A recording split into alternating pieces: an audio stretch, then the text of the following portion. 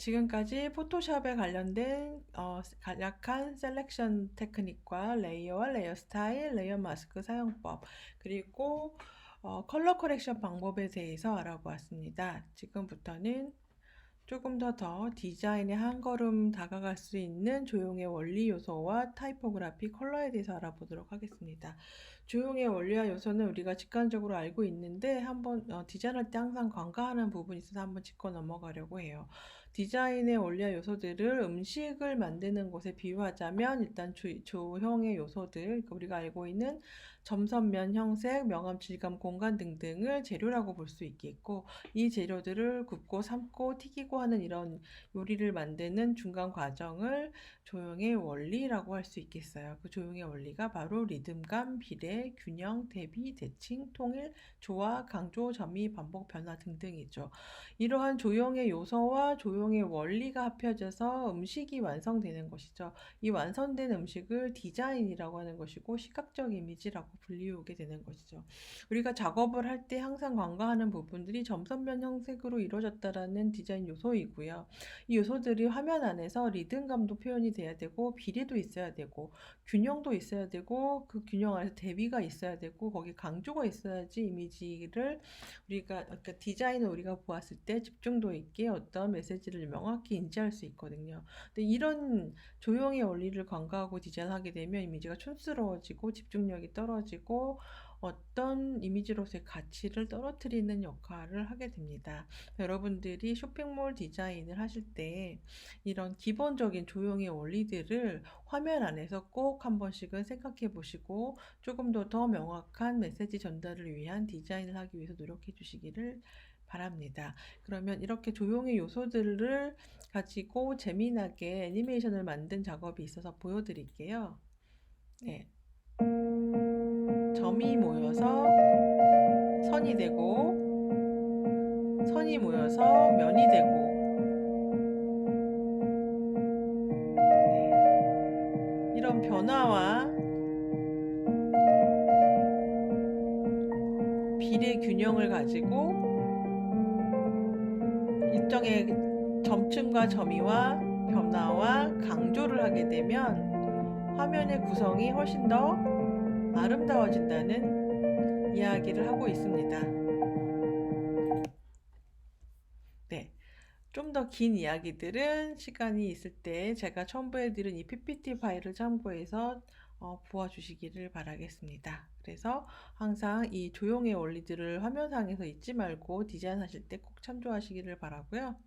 그리고 색상도 굉장히 중요하죠. 사실은 색상을 선택하는 것이 굉장히 어려운 일인데 이 색상을 선택하는 기본적인 방법은 먼셀 색상안을 이해하는 것이고 먼셀 색상안을 이해하고 나서 포토샵의 컬러 피커에 원셀 색상안의 관계를 적용해서 선택하는 방법이고요. 그리고 이와 이렇게 선택하는 것도 어려울 경우에는 어도비 컬러라는 프리셋을 이용을 해서 색상을 선택하는 방법이 있습니다. 일단 먼셀 색상안을 한번 살펴볼 텐데요. 먼셀 색상안이라는 것은 색 입체를 말하는 것이고 색 입체를 자르면 이렇게 레드, 그린, 블루로 7가지 무지개 색깔, 우리가 흔히 알고 있는 무지개 색상으로 분리가 되고요.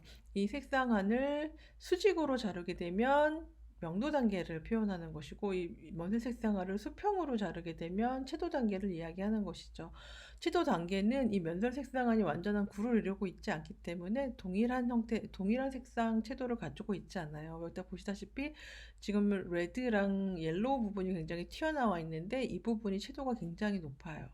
같은 색상을 쓰더라도 채도가 높은 붉은색이나 옐로우를 쓰게 되면 채도 대비 역할을 훨씬 더 많이 하게끔 되기 때문에 그런 것들에 대해서 조금 이해하고 계시면 좋겠어요. 이런 먼셀의 색상안의 기본 원리를 가지고 예, 작업을 하게 되고요. 면설 색상을 수평으로 잘랐을 때 이 채도 단계와 색상 단계가 보여지게 되는데 빨간색과 노란색 사이에 주황색이 존재를 하고 노란색과 그린 주변에 이렇게 옐로우 그린이 그 연두색이 만들어지는데요. 이렇게 색상과 색상의 유사한 경계면에 있는 것을 유사색이라고 부르죠. 이게 보통 3, 4단계를 보통 유사색이라고 부르고 색상 안에 완전 반대 위치에 있는 것을 보색이라고 하죠. 그래서 여러분들이 어떤 색상 디자인을 할 때 무언가 자연스럽고 통일감 있는 배색을 원할 때는 유사색 디자인을 이렇게 해주시면 되는 거예요. 근데 유사색 디자인을 하게 되면 조금 심심해지고 집중도를 떨어뜨리는 경우가 많기 때문에 유사색상 디자인 안에서 조금의 강조를 주기 위해서는 지금처럼 색상 안에 반대 위치에 있는 보색의 포인트 컬러를 이용을 해서 강조를 해주시고 대비를 주시면 훨씬 더 재미있는 색상 디자인이 될 거예요. 그래서 보색 대비가 너무나 강렬하게 느껴질 경우에는 보색보다 3단계 낮은 반대색이라고 하죠. 보색이 살짝 주변에 있는 색깔을 반대색이라고 하는데 이런 반대 색깔의 대비를 이용을 해서 디자인을 하면 조금 더 유연한 강조의 색상 디자인을 할 수 있게끔 됩니다. 요거를 포토샵의 컬러 피커에서 이제 확인을 하게 되면 아까 살짝 설명을 드렸었는데 컬러 피커의 수평 단계가 바로 면색 색상 안에 채도 단계를 이야기하는 것이고요. 수직 단계가 바로 면색 색상 안에 밸류 단계, 그러니까 명도 단계를 말하는 것이에요. 이거를 좀 더 색채학적인 전문 용어로 이야기를 하자면 이렇게 색상환을 잘라서 채도 단계와 명도 단계를 한꺼번에 이야기하는 걸 톤이라고 이야기하는데 톤으로 나눌 수가 있어요. 그래서 지금처럼 꼭지점에 위치한 것을 비비드한 컬러, 그러니까 색상이 굉장히 채도가 높다라는 이야기를 하는 것이고요. 아까도 이야기한 것처럼 흰색에 가까운 색깔을 선택한다면 이거는 피부색이 창백한 걸 페일하다고 하잖아요. 그래서 이렇게 파스텔 톤 계열의 색상을 선택하면 페일한 색상, 그러니까는 파스텔 계열의 색깔을 이야기하는 것이고 만약에 회색이 많이 섞인 색깔을 선택하고 싶다. 그럴 땐 덜한 색깔, 바로 이 위치가 되겠죠. 여기가 바로 덜한 색깔이고 만약에 블랙이 많이 섞여 있는 색상을 선택할 때는 다크하다. 그러니까 다크 레드 뭐 이런 막 레드 선택을 했다면 여기 이 부분 다크 레드가 되는 것이고 이 부분 덜한 레드가 되는 것이고 이 흰색이 많이 섞인 부분은 페일한 레드가 되는 것이에요. 그래서 실질적으로 색상값은 하나이고 톤, 그러니까는 명도와 어떤 색채와의 관계에 밝기와 색채와의 관계인 톤 조절을 이해를 하면서 이 컬러 피커의 상태에서 색상을 선택해주면 훨씬 더 재미있는 디자인이 되고요. 너무 채도가 높은 색깔을 선택하게 되면 자칫 촌스러워지기 때문에 같은 레드 선택하더라도 약간 회색 톤이 들어있거나 약간 흰색 톤이 들어있는 상태의 색상을 선택하거나 보색 대비를 할 때도 비비드한 보색 대비보다는 회색이나 흰색이 들어있는 보색 대비를 하면은 톤도 굉장히 안정되어 있고 그리고 포인트는 포인트대로, 강조는 강조대로 가능하기 때문에 굉장히 세련된 컬러 디자인이 가능하다는 걸 알고 계시면 디자인할 때 많이 참조가 되시리라고 생각이 됩니다. 네, 그리고 그렇게 컬러 피커를 이용해서 사실 색깔 찾는 일이 쉬운 일은 아니에요. 굉장히 많은 트레이닝이 필요하고 오랜 기간 디자인을 해야지만 좋은 색상을 선택할 수도 있는데 색상을 선택하기가 비교적 어렵고 시작하는 초보 단계의 경우에는 이렇게 어도비에서 제공하는 어도비 컬러라는 걸 이용해서 디자인을 하면 굉장히 편리하게 세련된 컬러 디자인이 가능하리라고 봅니다. 여기 보면 5가지 색깔들이 다 이렇게 보여지고 있는데요. 이 색상들은 이 부분을 클릭해서 윈도우에 들어가서 윈도우가 아니라 이 브라우저에 들어가셔서 이제 확인을 하시면 이렇게 컬러 피커가 나와요. 지금 왼쪽에 보면은 뭐 유사, 뭐 단색, 삼각형, 보색이라고 있는데 아까 말씀드린 것처럼 유사색을 사용을 하게 되면 굉장히 통일감 있고 평온한 디자인이 가능한데 자칫 지루해질 수가 있어요. 그래서 어쨌거나 유사 색상은 이 부분을 이용을 해서 드래그를 하면은 이렇게 이 부분을 이렇게 위치 이동하면 비비드한 색상이 유사 색상, 그리고 살짝 밑으로 내려가면 페일한 상태의 유사 색상, 네. 이런 노란 색깔, 빨주노초 파남보 이 필을 움직이면 예, 원색 색상 안에 단면 중 가장 유사한 색상들의 이런 대비, 색상 디자인이 가능하고 예, 톤 조절도 가능한 그런 유사 색상 디자인을 할 수가 있어요. 그래서 예, 이런 색상 굉장히 봄스럽고 굉장히 아름답네요. 그래서 원하는 색상을 발견하게 되면 저장을 눌러주면 되고요. 여기 단색도 있고 삼각형 형태로 보색 형태는 어떤 대비를 위한 색상 디자인을 굉장히 유용하고요. 이것도 이렇게 움직이면 네, 컬러 필 안에 반대 위치에 있는 그런 보색들을 이용을 해서 이렇게 역시 페일한 거, 채도 높은 거, 중간 채도 이렇게 다양한 보색 대비의 톤도 다양한 이런 5가지 기본 색상들을 만들어내서 색상 디자인을 조금 더 다양하게 만들어낼 수가 있게 돼요. 그래서 또 저장을 눌러주시면 돼요. 분할 보색, 이중 분할 보색, 정사각형 보색, 혼합, 음영 굉장히 다양한 층위가 있기 때문에 여러분들이 원하는 것을 선택을 해서 만약에 내가 보색에 이 색상을 굉장히 마음에 들어 했다. 이 색상이 굉장히 마음에 든다.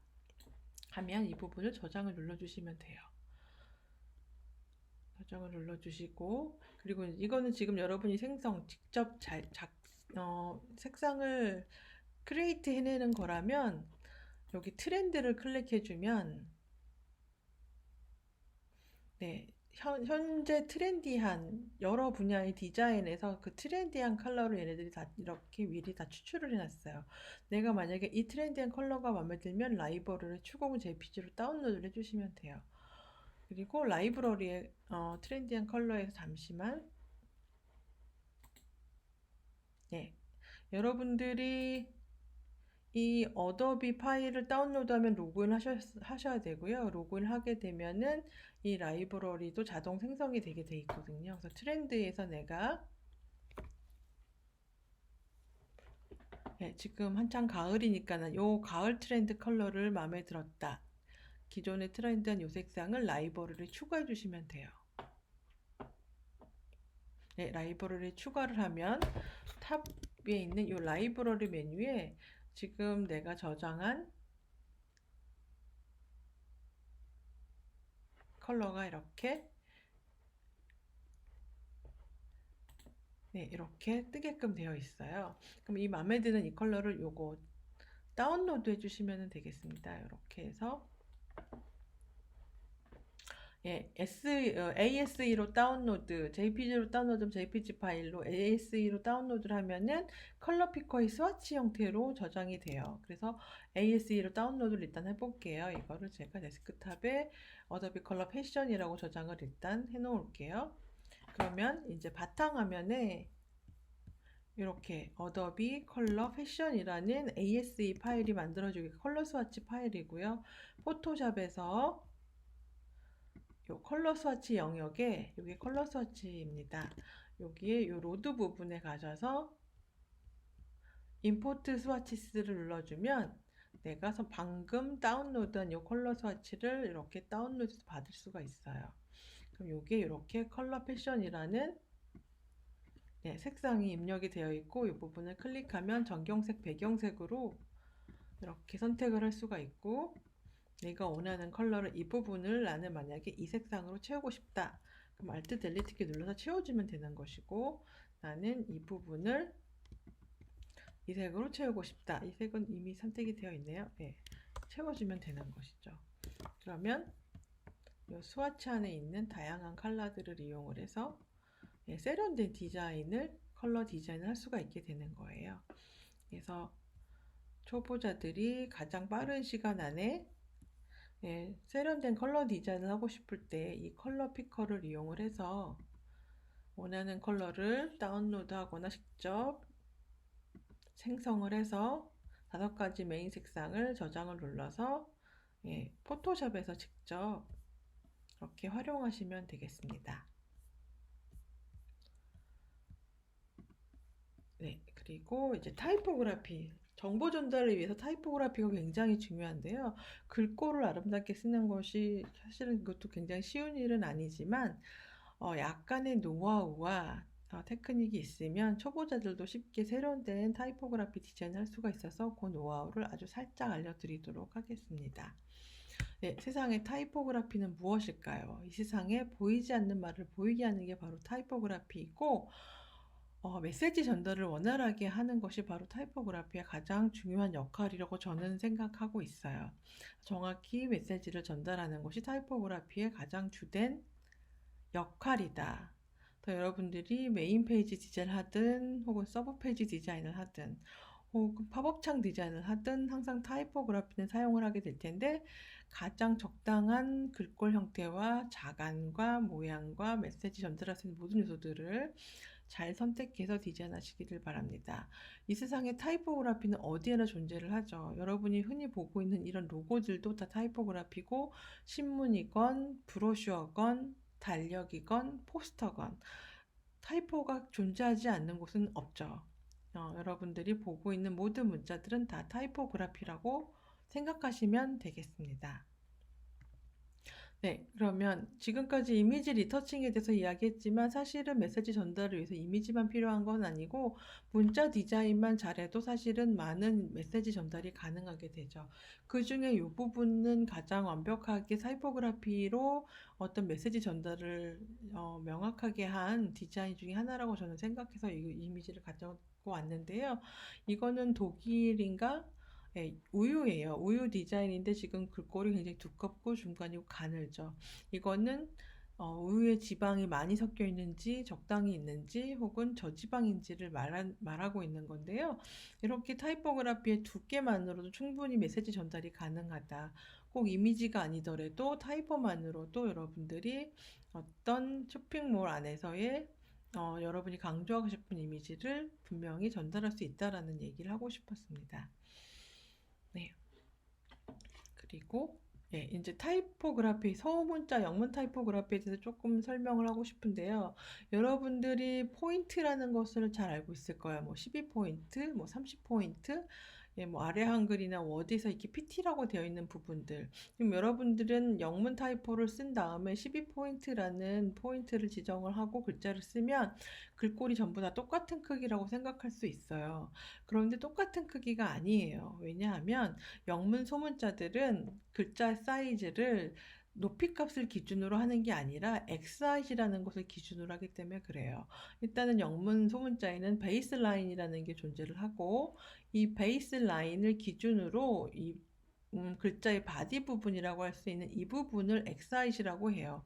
이 엑사이트를 넘어가는 것을 어센더라고 하고 베이스 라인을 넘어가는 걸 디센더라고 해요. 이거는 명칭은 사실 중요한 것은 아니고 엑사이트 정도는 여러분이 기억해 주시면 좋겠는데 엑사이트이 뭐냐 하면 글꼴의 사이즈를 결정하는 거예요. 그러니까 여러분들이 알고 있는 12포인트라는 것은 베이스 라인부터 엑스 라인까지 높이 값을 말하는 거예요.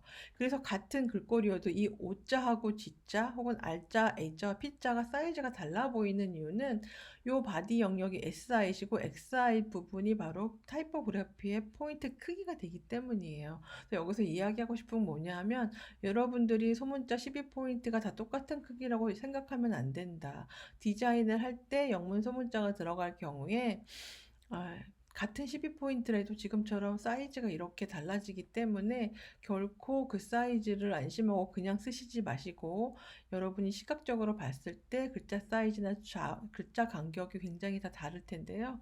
이 다른 간격과 글자 사이즈는 여러분들이 하나하나 다 블럭을 잡아서 시각적으로 안정적으로 보이게끔 글자 크기라든지 글자 간격들을 조정해야 돼요. 그런 것이 바로 타이포그래피 일종이라는 것도 알고 계셔야 됩니다. 소문자에서는 엑사잇이 글자의 크기가 되기 때문에 소문자의 크기가 일정하지 않다, 일정하지 않는 글자들은 시각적으로 불안정해 보일 수 있기 때문에 글자 하나하나를 선택해서 글자 사이즈와 간격을 조정해야 된다라는 걸 알고 계시라는 이야기예요. 예, 그리고 우리는 항상 알고 있죠. 셰리프와 산셰리프 직관적으로 알고 있지만 사실은 이 직관적으로 잘 아는 내용들도 잘 활용되지 못하는 경우들이 있어서 한번 짚고 넘어가려고요. 셰리프는 자연적이고 시각적으로 연속성이 있고 가독성이 뛰어나서 본문체로 많이 사용을 하고 있죠. 산셰리프는 인공적이고 주목성이 높아서 타이틀용으로도 많이 쓰이고 있어요. 그러면 여성적인 어떤 뭐 의상에 관련된 그런 쇼핑몰 디자인을 한다. 그러면 아무래도 주목성이 높은 산셰리프를 쓰는 경우도 있겠지만 조금 더 여성성을 강조해야 될 경우에는 쉐리프를 쓰는 게 조금 더 안정적일 수 있죠. 그래서 여러분들이 직관적으로 그 글자의 쉐리프, 산셰리프를 잘 결정해서 사용하시면 좀 더 명확한 디자인의 쇼핑몰 디자인이 가능할 거란 생각이 듭니다. 예, 그리고 타이페이스 폰트 같은 말이고요. 이렇게 글자 형태들을 보통 기본 용어인 타이페이스 혹은 폰트라고 이야기를 보통 얘기를 하죠. 예, 제가 아까 글자를 썼을 때 폰트 패밀리를 이용해 디자인했다라고 얘기했는데, 폰트 패밀리 중에서 가장 기본이 되는 게 폰트의 웨이트예요. 헬베티카라는 가장 많이 사용되고 있는 영문 글꼴인데요. 이 헬베티카의 울트라 라이트, 씬 라이트, 로만, 미디엄, 볼드, 헤비, 블랙 점점점 두께감이 가늘어지고 점점점 두꺼워지는데, 이렇게 글자의 두께감의 표현을 폰트의 웨이트이라고 해요. 그래서 웨이트를 이용한 디자인을 하면 훨씬 더 세련된 디자인이 가능하다. 화면 안에 여러 개의 폰트를 쓰는 건 굉장히 산만하게 해요. 그래서 디자인을 좀 디자인의 퀄리티를 떨어뜨릴 수 있기 때문에 그런 산만함을 막아주기 위해서는 지금처럼 폰트의 웨이트를 이용한 디자인을 하면 변화도 있고 주목성도 뛰어나고 재미도 있고 뭐 그렇게 돼요. 그래서 만약에 헬베티카 누이에라는 이런 타이포그라피 디자인을 해야 된다 하면 헬베티카는 볼드체로 누이에는 씬으로 혹은 울트라 라이트로 두께감의 차이를 같이 주게 되면 변화도 있고 입체감도 생기고 공간감도 생기기 때문에 훨씬 변화 있는 디자인이 가능하다. 여러분들에게 추천하고 싶은 바이죠. 폰트의 웨이트를 이용한 디자인을 해라. 네, 그 폰트 스타일에는 콘덴스드랑 레귤러, 뭐 이탈릭, 뭐 익스텐디드 굉장히 다양한 종류가 있어요. 이게 로만이 일반적인 거고 이탈릭체 이게 바로 약간 사선으로 보여지는 것이고 노멀이고 콘덴스드는 압축되어 있는 상태, 익스텐디드는 가로로 팽창되어 있는 상태예요. 아까 요 어, 폰트 웨이트, 그러니까 이 두께감, 글자의 두께감과 지금 보여진 로만 이탈릭, 노멀 컨덴스드, 익스텐디드를 통칭해서 폰트 패밀리라고 부르는 것이죠. 이 폰트 패밀리들을 이용해서 디자인을 하면 아까 이야기한 대로 굉장히 변화 있는 디자인이 가능하다. 한 화면 안에 글자를 3가지 이상 쓰게 되면 굉장히 산만하고 촌스럽게 되는데 그 촌스러움을 막아주고 변화를 줄 수 있는 가장 효과적인 방법이 지금처럼 폰트 패밀리를 섞어 쓰는 거예요. 굉장히 다양한 느낌의 폰트가 존재하죠. 두껍거나 오블리크 바로 이탈릭체이고 라이트, 울트라 라이트 이런 것들이죠. 지금 이거 푸트라라는 글꼴이 폰트 패밀리 군이고요. 이것도 지금 폰트 패밀리 군을 이용한 디자인이에요. 이 글자 보면 어떤가요? 예, 굉장히 두께감의 차이나 굵기의 차이, 크기의 차이로 인해서 입체감이 생겼어요. 이 두꺼운 글꼴은 앞으로 튀어나와 보이고 작고 가는 글꼴은 뒤로 들어가 보이고 확실히 두꺼운 글꼴은 눈에 띄고 작은 글꼴은 뒤로 들어가 보이지만 그렇다고 시각적으로 눈에 띄지 않는 건 아니죠. 그리고 이 2D 상태이지만 어때요? 볼륨감이 있어요. 화면 안에서. 예, 이 볼륨감 변화 있는 거. 이게 지금 하나의 글꼴인데 하나의 글꼴에서 폰트 패밀리들을 다양하게 쓴 거예요. 충분히 변화 있고 아름다운 타이포그라피가 가능하다. 변화 있고 아름답지만 촌스럽지 않고 산만하지 않죠. 폰트 패밀리를 이용하면 타이 패밀리 혹은 폰트 패밀리를 이용하면 이렇게 디자인이 세련되게 만들어져 초보자들에게 굉장히 추천하는 디자인이죠. 폰트 패밀리군이 다양한 글꼴을 사용하면 좋다. 네, 이거는 굉장히 오래된 글꼴인데요. 가라몬드라는 영문 글꼴이에요. 제가 이런 올드한 글꼴을 설명하는 이유는 이 가라몬드는 16세기, 지금으로부터 1500년대, 500년 전에 만들어진 글꼴이에요. 근데 500년이 된 글꼴인데 지금도 굉장히 많이 사용되고 있어요. 지금도 사용되고 있다는 이야기는 뭐다? 예, 완벽하게 증명이 끝났다는 거예요. 가독성도 뛰어나고 신비성도 뛰어나고 더 아름다운 본문 성체로 여러분들이 알고 있는 영문으로 된 모든 소설책들의 99% 이상은 다 이 가라몬드체로 만들어져 있어요. 그만큼 가독성과 아름다움이 증명이 됐다는 거예요. 현재까지 쓰이고 있다라는 건. 지금 뭐 무료 폰트들을 엄청나게 많이 사용하고 있지만 뭐 무료 폰트를 사용하지 말라는 것은 아니고 기본적으로 옛날 글꼴인데 현재까지 사용되고 있다는 건 모든 게 증명되어 있기 때문에 가끔 영문 글꼴을 사용할 때 너무 현대적인 것만 사용하지 말고 옛 것도 한번 사용해 보면 충분히 우아하고 아름답고 증명된 디자인이 가능하니 한번 사용해 보기를 권한다는 이야기예요. 가라몬드. 그 다음에 이건 바스커빌이라는 글꼴인데요. 빅토리안 앨버트 뮤지엄이라고 런던에 있는 가장 유명한 디자인 앤 공예 박물관이에요. 이 글꼴도 증명이 끝난 글꼴이에요. 18세기에 만들어졌는데 18세기라고 하면 1700년대를 말하죠. 300년 된 글꼴인데 아직도 유용하게 쓰이고 있고 이렇게 유명한 박물관의 로고 디자인으로 사용돼 있어요. 이 글꼴은 하나도 변형된 것이 없고 단지 요 A라는 요 부분에 선만 사실 제거가 됐고 나머지 VNA라는 이 글꼴은 오리지널 글꼴 그대로예요. 그러니까 오리지널 글꼴이 워낙 아름답고 정교하고 고풍스러운 것이 증명이 됐기 때문에 이런 로고 디자인으로도 충분히 활용이 가능한 거였었죠. 이렇게 오래된 글꼴들일수록 모든 증명이 끝났다. 가독성과 신미성이 뛰어난 것에 증명이 끝났다. 그래서 한 번쯤 지금 되돌아보고 사용해 볼 만하다는 이야기를 또 하고 있는 거예요. 그래서 이 바스커빌이라는 글꼴은요, 이 Q자가 가장 아름다운 알파벳 중에서 Q자가 가장 아름다운 건 이 바스커빌이라는 글자예요. 그럼 이니셜 디자인 같은 걸 할 경우에 알파벳 중에 가장 우아하고 아름다운 Q자가 필요할 때 이렇게 바스커빌을 한번 생각해 볼 필요가 있는 거죠. 여러분들이 영문 타이포그라피를 할 때 A부터 Z까지를 다 한 번씩 쳐보세요. 그러면 어떤 글꼴에서는 Q자가, 어떤 글꼴에서는 H나 G자가 아름다운 경우들을 발견을 해요. 그러면 그 글꼴들을 찾아서 여러분들이 원하는 디자인에 활용하면 조금 더 좋은 디자인을 해낼 수가 있게 되는 것이죠. 옛날 디자인의 글꼴들은 결코 간과하지 말았으면 하는 바람에서 바스크빌을 한번 선택해 보았습니다. 여러분들이 흔히 알고 있는 이 보그 바자, 여러분들이 알고 있는 패션지들의 99%는 이 보돈이라는 글꼴을 사용하고 있어요. 보돈이도 한 200여 년 전, 300년 이상 글꼴인데요. 이 보돈이는 낭만주의 글꼴이라고 해가지고 글자와 글자 사이에 이렇게 엄청나게 굵기 대비가 있는 글꼴이에요. 굉장히 우아하고 아름답고 주목성이 뛰어나기 때문에 이렇게 타이틀용으로 많이 사용이 되고 있어요. 특히 우아한 패션지라든지 혹은 화장품, 코스메틱 관련된 이런 잡지의 타이틀에는 보더니가 거의 90% 이상 사용되고 있다고 생각이 되는데요. 주목성이 뛰어나고 아름답기 때문에 그런 것이죠. 보더니도 한번 생각해 볼 글자다. 뭔가 우아한 느낌의 쇼핑몰 디자인을 해야 할 경우 혹은 코스메틱 관련된 디자인을 해야 할 경우 추천할 수 있는 글꼴이라고 할 수 있겠네요.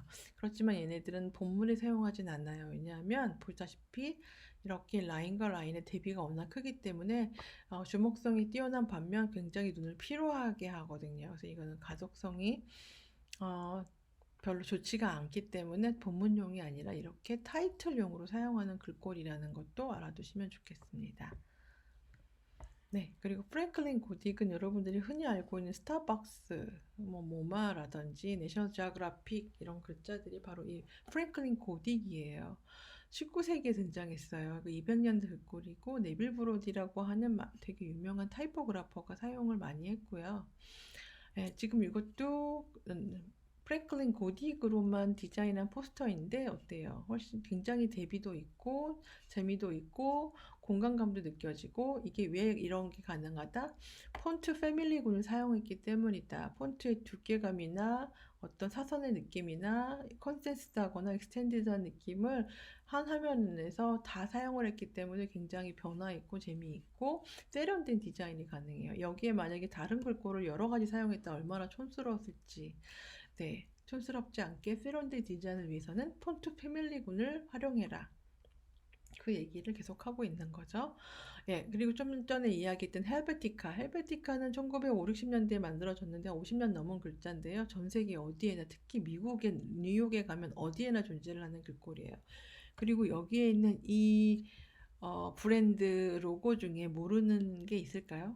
대부분 다 아실 거라고 생각이 되는데 이 모든 글꼴이 전부 다 헬베티카라는 글꼴로 만들어졌어요. 헬베티카 라운드, 헬베티카가 굉장히 베리에이션이 많은데 헬베티카는 가독성도 뛰어나고 아름답기도 뛰어나고 주목성도 뛰어나고 뭐 하나 나무랄 데가 없기 때문에 모든 유명한 브랜드의 로고 타입으로 사용을 하고 있는 거예요. 그래서 여러분들이 혹시라도 로고 디자인, 쇼핑몰 디자인할 때 로고도 필요하잖아요. 로고 디자인이 필요할 때 로고를 그릴 캐릭터 능력이 안 되거나 혹은 시간이 없거나 할 경우에 이렇게 완벽하게 증명된 글꼴 하나를 구입을 하든지 선택을 해서 그 글꼴로 타입 로고 디자인을 하게 되면 훨씬 더 주목성과 가독성이 뛰어난, 그리고 아름다운 특별한 어떤 장식 요소가 없더라도 충분히 좋은 로고 디자인을 할 수가 있게 돼요. 네, 그런 거에서 타입이 굉장히 중요하고, 증명된 글꼴인 이런 오래된 글꼴들을 충분히 사용하면 가치가 있다라는 얘기를 하고 있는 거예요. 이것도 헬베티카를 이용을 해서 만든 포서 디자인, 헬베티카를 제외한 나머지 글꼴이 하나도 없어요. 전부 다 헬베티카의 패밀리군을 이용해서 디자인을 한 건데요. 역시 패밀리군을 활용해서 폰트 디자인을 하게 되면 훨씬 세련됨과 주목성과 가독성이 뛰어나다. 네, 그렇게 해서 네, 오늘 3시간 가까이 포토샵의 기본 테크닉과 조형 원리의 요소들, 그 다음에 컬러 디자인을 쉽게 하는 어도비 컬러 필, 그 다음에 폰트 패밀리군을 이용한 타이포그라피를 하게 되면 굉장히 세련된 디자인이 초보들도 가능하다라는 이야기를 했어요. 영문 타이포그라피까지 했으니까 이번에는 한글 타이포그라피에 대해서도 이야기를 할게요. 이건 제가 쓴 책에 넣었던 부분인데요. 네, 제가 여러 권의 책을, 포토샵 관련된 책을 좀 썼었기 때문에 네, 좀 그렇네요. 그래서 아까 이야기했던 엑사이트, 한글과 영문 폰트의 차이점은요, 이런 부호에 있어요. 지금 한글 글꼴은 중심축이 정중앙에 있고 영문 글꼴은 엑사이트 부분에 있어요. 그러니까 바디 영역에 있어요. 그래서 여러분이 따옴표 같은 걸 찍게 되면 한글은 정중앙에 나오고 영문은 이렇게 밑에 나오게끔 돼요. 이건 무슨 이야기를 하는 거냐면, 여러분들은 아무래도 흔하게 타입을 입력할 때 한글 글꼴을 가지고 한글과 영문을 공동으로 같은 레이어상의 글자를 쓰게 될 텐데요. 그렇게 디자인하면 곤란하다. 한글은 한글 글꼴로, 영문은 영문 글꼴로 해야지 디자인이 원활하게 되는 거예요. 그래서 한글과 영문 글꼴을 혼용했을 때 이런 따옴표나 부호들이 이렇게 문제가 될 수 있어요. 위치가 뭐 너무 이상하고 엉뚱하게 찍힐 수 있기 때문에, 네, 한글 글꼴은 한글 글꼴로 이제 포토샵에서 디자인을 하시고, 영문 글꼴은 영문 글꼴을 가지고 디자인을 하시는 걸 추천드립니다. 그리고 나머지는 똑같은 이야기니까 다 넘어가고요. 한글 글꼴 중에서 우리가 상용 글꼴, 그러니까 돈을 주고 구입하는 글꼴을 사용하면 너무 좋은데, 사실 너무 고가인데다가 이 초보자들이 쓰기에는 좀 적당치가 않아요. 그런데 다행스럽게도 우리들이 무료 글꼴들을 사용할 수 있는 여러 가지 경로가 있어서, 좋은 무료 글꼴들에 대해서 제가 약간 이렇게 언급을 좀 해놨어요. 그 중에서 좀 아까 이야기했던 어도비 본고딕 시리즈, 여기를 클릭해서 제가 이 모든 파일들은 첨부해 놓았으니까 첨부 파일 다운로드해서 받으시면 되고요. 이 어도비 본고딕은 구글이랑 어도비랑 같이 협업해서 만든 전 세계 동아시아 글꼴들이고요. 한글 글꼴도 아까 제가 언급했던 헬베티카처럼 굉장히 다양한 폰트 패밀리군을 가지고 있어요. 그래서 지금 이게 본고딕 틴이고, 본고딕 라이트, 본고딕 데밀라이트, 뭐 레귤러, 미디엄, 뭐 볼드, 블랙이 있는데, 지금 제가 이렇게 써놓은 것처럼 어떤 변화를 주면서 두꺼운 볼드체와 씬을 섞어 쓴다던가, 뭐 라이트과 블랙을 섞어 쓴다던가, 레귤러와 역시 씬을 섞어 쓴다던가, 이렇게 두께감이 다른 글꼴을 하나면에 같이 겹쳐 쓰게 되면 굉장히 세련된 느낌의 타이포그라피가 가능해요. 폰트 패밀리군을 이용해서 다양한 변화를 주는 그런 타이포그라피를 해라. 결코 한 화면 안에 두세 가지 이상의 글꼴을 합쳐 쓰지 마라. 3가지 이상 쓰게 되면 굉장히 촌스러워지면서 주목성이 떨어지게 돼요. 그래서 주목성도 올리고 변화도 주려면 지금처럼 폰트 패밀리군의 두께감을 달리한 디자인을 한 화면 안에 같이 넣어주시면 훨씬 세련되게, 초보자들도 분명히 좋은 타이포그라피가 가능해요. 네, 그리고 본고딕 말고 나눔 글꼴 여러분이 많이 사용하고 있을 것 같은데요. 나눔 글꼴은 아시다시피 네이버에서 제조해서 온라인에 배포한 글꼴이죠. 지금처럼 이렇게 본고딕도 본가딕이 아니고 나눔 글꼴들도 이렇게 폰트 패밀리 군들을 좀 가지고 있기 때문에 이것들을 다양하게 섞어 쓰게 되면 굉장히 입체감 있고 깊이감 있으며 집중력도 뛰어나고 변화 있는 타이포그래피가 가능해요. 그리고 굉장히 아름다운 글꼴이 다양하게 존재하기 때문에 이렇게 섞어서 한번 디자인해 보시는 것도 좋을 거라는 생각이 들어요. 그리고 우아한 형제들에서 만들어 배포한 배달의 민족 글꼴도 굉장히 재미있게 다양한 느낌을 내서 작업할 수가 있어서 또 추천을 드리고요. 그리고 야놀자체라고 하는 이 부분 아주 귀여운데요. 이 부분의 야채도 한번 사용해 보시면 좋겠어요. 그리고 아모레 퍼시픽에서 아리따 글꼴 외에 다양한 글꼴들을 또 출시를 해서 사용할 수 있게 했어요. 그래서 여기 링크들을 타고 들어가서 찾아보시면 좋겠고요. 그 외에도 무료 글꼴들이 어마어마하게 많은데 제가 이게 디자인하는 입장에서 조금 더 깔끔하고 단순하며 쓸모 있는 글꼴들을 주로 모아놨고요. 역시 검색을 통해서 다양한 한글 글꼴, 무료 글꼴들을 찾아낼 수 있고요. 조금 더 여유가 된다면 상용 글꼴도 사용해보면 좋겠습니다. 네, 이렇게 해서 3시간여의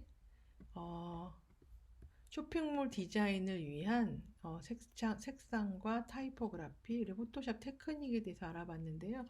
여러분들에게 어, 좀 많은 도움이 되었기를 바라는 마음입니다. 3시간 동안 수고 많으셨고 제 강의를 들어주셔서 너무나 감사드립니다.